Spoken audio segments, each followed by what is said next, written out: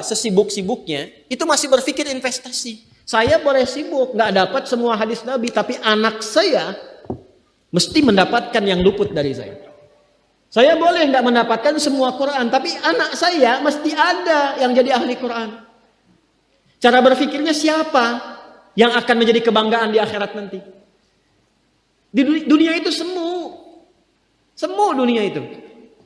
Jadi sementara aja, nggak pasti sifatnya. Perbedaan status sosial itu hanya istilah-istilah yang disematkan manusia saja. Ini kaya, ini miskin, ya kan? Yang ini punya jabatan, yang ini biasa-biasa. Itu istilah manusia. Toh pada akhirnya semua kembali ke tempat yang serupa. Dan menariknya begini, yang kaya, yang punya jabatan, tetap di akhir hidupnya pengen punya gelar yang sama dengan yang miskin. Atau dengan yang disebut miskin. Maaf, kalau ada orang disebut miskin meninggal, di papan nisannya ditulis apa? Di papan nisannya ditulis apa? Almarhum. Yang kaya juga kan pengen sama disebut almarhum. Iya kan? Tuh. Jadi nggak ada bedanya setelah berpulang itu. Perbedaan itu hanya di amal saja. Itu poinnya. Maka kalau ada yang mengharapkan orang tua, cita-cita membanggakan anak di dunia, boleh-boleh saja. Tapi patut diingat, itu sementara. Anda silahkan sekarang sekolahkan setinggi-tingginya. S1, S2, S3, S4, kerupuk 3, silahkan. Mau dalam negeri, luar negeri, mau di Nagreg, mau di California, mau di Chicago, di Chicago, di Singaparna, Singapura, silahkan. Itu pilihan. Tapi saya cuma mau katakan begini, itu sementara. Dan persaingannya tidak istimewa. Karena jangan pun Anda yang beriman, yang belum beriman pun bisa melakukan itu. Apa yang dikira yang hebat matematika itu anak Anda saja. Anak orang lain pun bisa. Halo? Apa Anda kira yang jago fisika itu anak Anda saja yang beriman? Yang belum beriman pun bisa. Ya. Jadi perlombaannya itu rata semua. Dan gak ada yang istimewa. Kadang-kadang bingung ya. Kenapa sih yang di dunia itu terlalu diistimewakan gitu? Mengistimewakan yang hilang itu gak ada kerjaan. Mengagungkan yang hancur, yang sifatnya fana, rasanya biasa. Apa yang mau dibanggakan sih? Dan yang paling menarik tuh begini, ketika meninggal gelarnya pengen sama dengan yang dianggap ringan atau rendah status sosialnya itu. Tadi kalau orang miskin meninggal gelarnya apa? Ternyata yang kaya pun pengen sama almarhum juga. Kalau rakyat yang meninggal di papan nisannya ditulis apa? Almarhum. Ternyata pejabat juga pengen begitu, sama juga. Saya belum pernah dengar nanti kalau saya meninggal tulis gelarnya Almaun ya. Gak ada. Tetap almarhum juga. Jelas ya? Nah, maka yang dipikirkan tuh perlombaan yang sejati itu begini.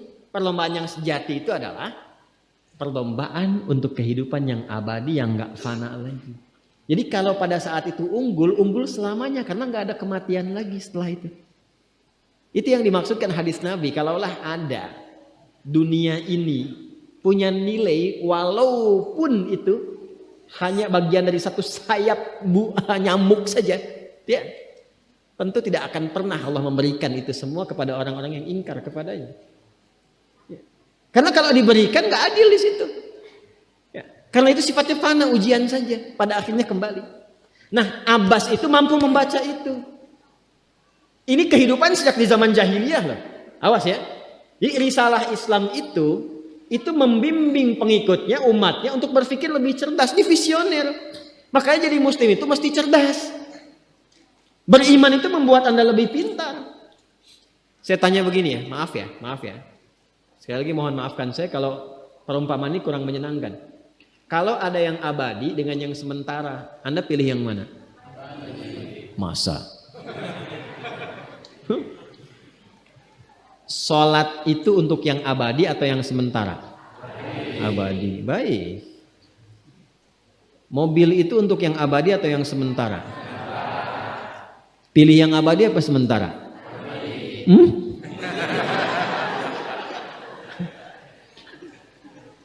Di Kiai itu ada mobil Innova tuh. Siapa yang besok memilih tidak sholat subuh? Pilihannya pilih Innova atau pilih sholat subuh? Yakin? Kalau saya pilih Innova dipakai untuk mengantarkan sholat subuh. Nah, itu lebih bagus. Ya. Jangan dipotong sampai situ ya. Ya bisa aja kita pilih Avanza, bisa pilih Ferrari, bisa pilih Pajero ya. Awas yang punya mobil Innova, Anda potong royalti kena. Paham? Abbas itu begitu. Anak saya mesti dipanggil di akhirat dan semua penduduk langit dan bumi menyimak itu semua. Diviralkannya di akhirat. Viral dunia itu sementara, internetnya diputus gak viral lagi. Kadang-kadang yang viral kemarin kan sekarang gak ada lagi, ya kan? Yang viral tahun lalu sekarang sudah gak ada, ya kan? Jadi belum selesai kehidupan sudah hilang juga viralnya. Akhirat itu selamanya. Dan biasanya begini, kalau orang-orang yang diviralkan oleh Allah atas kehendak Allah itu abadi melintasi setiap masa. Jadi ada yang viral karena berita, ada yang viral karena doa dan kehendak Allah Subhanahu wa taala. Itu yang diviralkan langsung atas kehendak Allah itu melampaui zamannya. Makanya kisah ini pun bertahan sampai sekarang. Nah, Abbas itu berpikir, saya boleh sekarang jadi pebisnis pedagang, tapi anak saya mesti menguasai apapun yang pernah diajarkan oleh Nabi. Maka anak kecil ini sejak dini mengikuti Nabi. Sejak dini lekat dengan Nabi. Maka ketika Nabi tidur pun itu ikut berkunjung karena keluarganya. Nah, inilah yang didapatkan oleh kita hadis tentang bangun tidur. Jadi hadis tentang bangun tidur itu diriwayatkan oleh anak kecil yang umurnya belum genap balik. Main-main ke rumah Rasulullah, ke rumah bibinya Sayyidah Maimunah, ingin tahu bagaimana cara bangun malamnya Nabi. Itu diikutin sampai dilihat gimana bangunnya. Duduk dulu, kata beliau duduk dulu. Kemudian mengusap dengan bagian tangan yang diduga bersih untuk menghilangkan bekas ngantuknya. Setelah itu membaca khawatimah surah Ali Imran. Kemudian thumma dhahaba ila syanin mu'allaq, ke tempat tertutup, fatawadda, itu kan? Nah, itu ada semua rangkaiannya, itu ditemukan nanti di hadis riwayat Abu Daud, di Sunan Abu Daud. Nomor hadis 1367. Itu hadis tentang bangun tidur, ya, cara bangun tidur sampai sholat malam. Masih ingat teman-teman kalau kita bermakmum begini dan ada imam satu dan sudah pasti satu imam, ya kan? Makmum berapa? Satu boleh? Boleh. Dua boleh? Tiga boleh? Empat boleh? Jadi imam berapa? Makmum? Empat. Laki-laki imam makmum?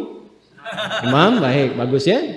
Nah, dan imam kan laki-laki. Kalau perempuan imam untuk perempuan kan? Laki-laki untuk perempuan dan untuk laki-laki. Fokus ini. Kalau satu begini, satu laki-laki, kemudian di belakang laki-laki. Ini kan posisinya boleh sejajar kan? Ya kan? Yang imam ini, makmum ini kan? Tadinya di belakang, tarik begini sejajar. Ini yang meriwayatkan anak kecil yang belum balik itu. Itu riwayat Ibnu Abbas. Satu paket. Termasuk sholat, kemarin kan kita tarawih kan? Sholat malam. Yang dua rakaat itu kan? Ya, sholat malam yang sampai 11 itu, tambah khafifatain 2. Itu riwayatnya ini. Yang sholat tahajud malam yang 11 rakaat, tambah khafifatain 2. Ini riwayatnya ini. Tutup dengan witir 1 rakaat. Itu anak kecil yang meriwayatkan. Dan tahukah Anda? Sepeninggal Nabi SAW, Abbas bapaknya ini hafal 200 hadis, anaknya Abdullah hafal 2000 hadis. Begitu caranya. Anda di sini ada yang diplomat, yang di kantor, yang taruhlah berdagang misalnya, ibu rumah tangga, ya, dan sebagainya. Boleh, nggak apa-apa. Saat ini kita mungkin belum maksimal, tapi jangan biarkan ada satu di antara anak keluarga kita yang tidak jadi kebanggaan di akhirat. Tolong ya, tolong pulang dari sini dilihat. Anak Allah titipkan kepada saya berapa anak. Tolong siapkan jadi kebanggaan akhirat. Satu aja jadi ahli Quran. Untuk pelita di rumah tuh, penghilang kesedihan, penghilang kegelisahan, mendatangkan semangat. Itu demi Allah saya katakan, gak ada yang paling indah kecuali saat ayah pulang ke rumah. Tiba kemudian dia melihat anaknya yang kecil sedang murajaah. Amma yatasaalun, bahkan surat yang bapaknya sendiri belum hafal. Jangankan pulang ke rumah, Anda sedang mau rapat, dikirimi video anak Anda 3 tahun membaca surah Al-Ikhlas, itu hati tenang. Itulah Quran. Itulah Quran. Maka belajar dari Ibnu Abbas ini, apa yang terjadi?